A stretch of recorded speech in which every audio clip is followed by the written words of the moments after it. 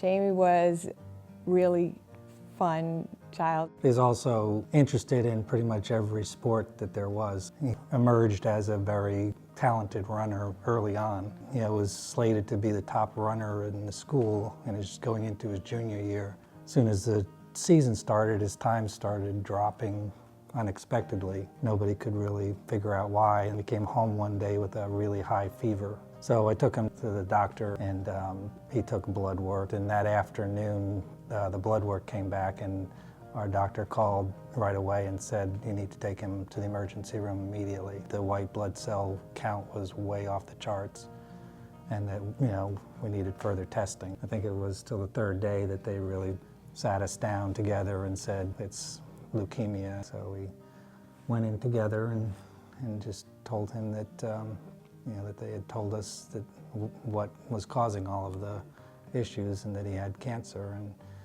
he was incredibly strong.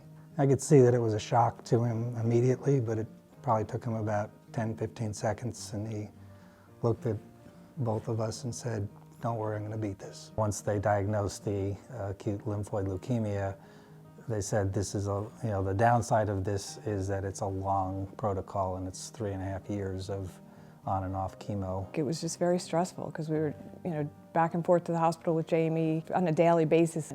So it was just that first 9 months was really tough. With most cancers, you think of remission as the kind of the end of the road, and he actually went into remission after the first 30 days. With blood cancers, it happened very quickly. What they consider remission was that there was no visible signs of leukemia in his blood, but they said, it could be one cell that can be hiding someplace that we can't see, and that's what we're going after for the next 3 years. We were, of course, counting down, like when he had his last lumbar puncture and when he had his last chemo. We had a huge party. It was a huge celebration of friends and a healthy son, and it was, it was just awesome, really. We knew it wasn't the final finish line, but it was a big milestone to get to that point where we knew that he was only going to improve from that point because he wasn't having the chemo constantly. So that was a great feeling, watching him grow up, to see him getting married, and that he was so healthy and done all the things that he had accomplished at that point. It was like the perfect culmination of all that. I would say, try to be good to yourself and do some things that you need for yourself. I was very grateful that I was in counseling. That helped me tremendously, to go to somebody weekly and just have them listen to me or let me cry or whatever.